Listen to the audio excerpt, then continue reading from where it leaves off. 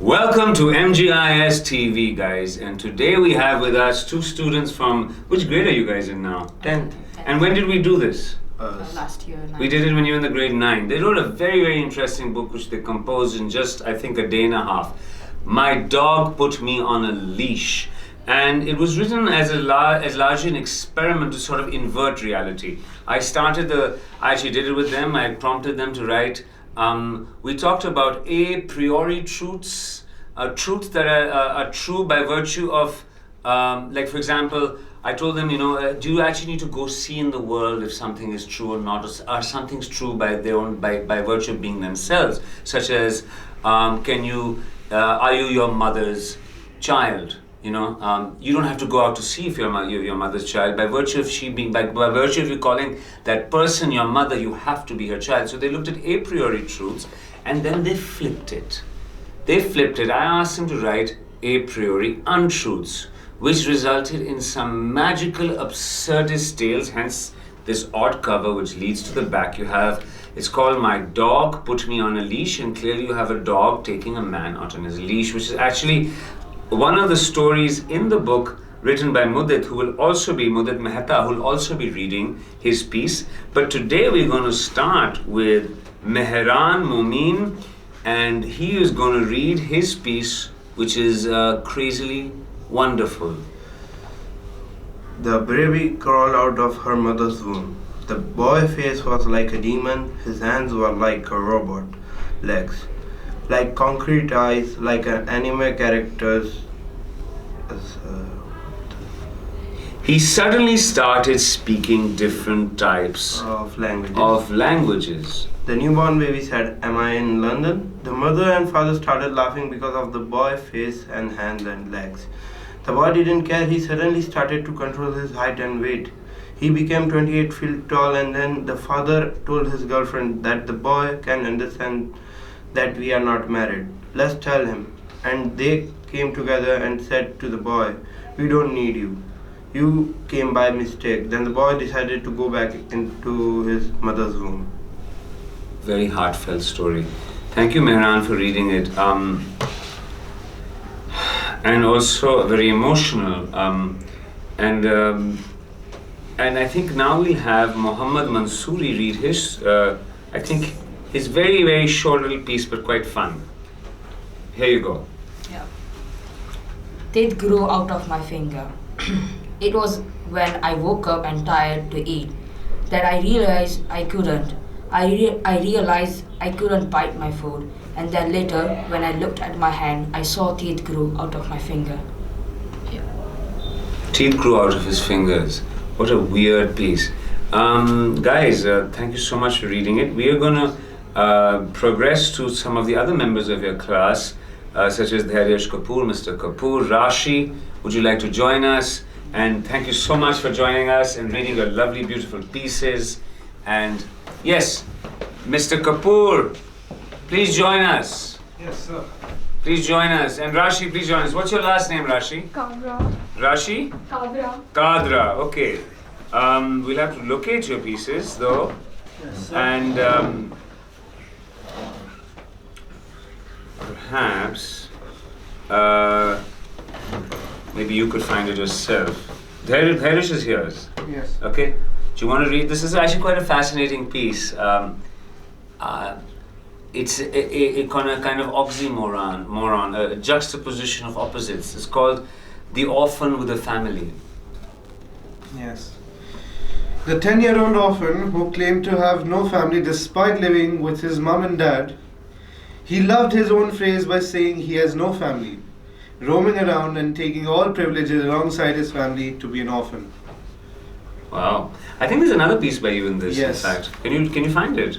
I'll look for it. That was very well read. Sometimes maybe people feel like that, they've got a family but they feel like an orphan. Do you actually feel like that sometimes? I take advantage of it. I guess. I know it's somewhere in there. Yes, it's up here. Shoes walked on a butt. The shoes were tired of being in their closed dorm rooms and being worn around on heads. They had to fly sometime, somewhere. Why not something cushioned such as wood? Why not the carved wooden butts of heaven from down below, nice and soft as rocks? Wow, so imaginative, nice and soft as rocks. The entire piece, guys, if you look at it, was completely inverted. All of their logic, even Mehran's piece, even Muhammad's piece, shoes were tired of being in their closed dorm rooms and being worn around on heads. Entirely inverted. Not only are the shoes tired of being worn, but they're not even being worn on feet, they're worn on heads. They had to fly sometimes somewhere. Why not something cushioned such as wood? Why not the carved wooden butts of heaven from down below? Odd imagination, but nevertheless very interesting. Nice and soft as rocks. What a surprise at the very end, you know? You don't expect rocks to be soft. Lovely piece there, Ish. And now we're gonna have Rashi read her piece. Maybe you can find it yourself. I don't know where it is. This was a lovely experience, guys, to work with. It happened within the course of a day and a half. One afternoon and the next morning, and they were done. Go for it. The silver lining on the clouds got too heavy. Today the clouds fell to the ground. Normally people would choose to ignore it.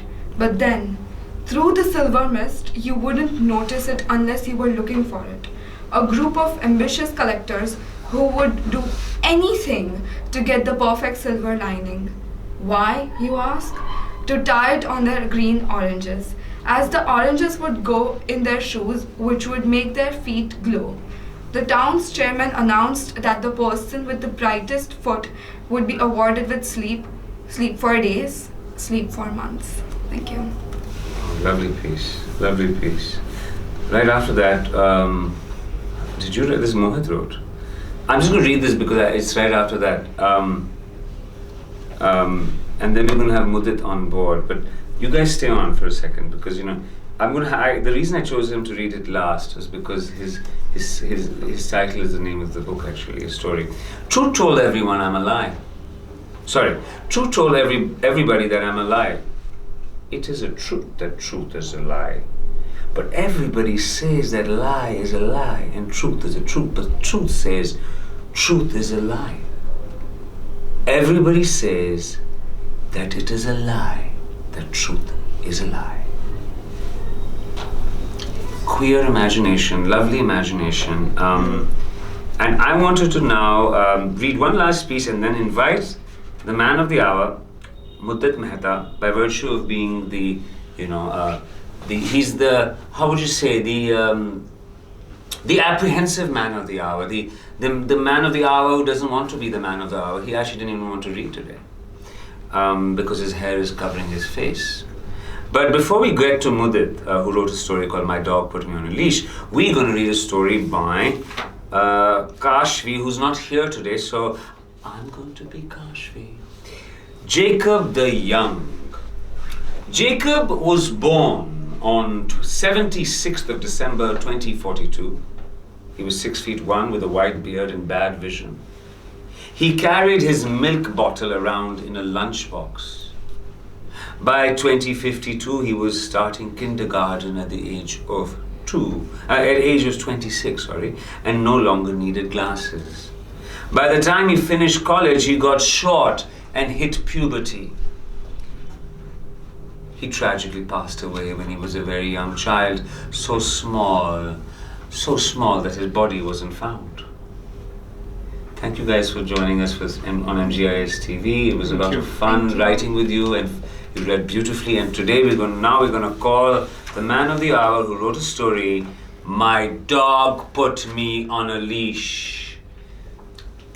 Thank you. Thank you. Thank you. And there's a surprise at the very end, but we're going to have Mudit right now.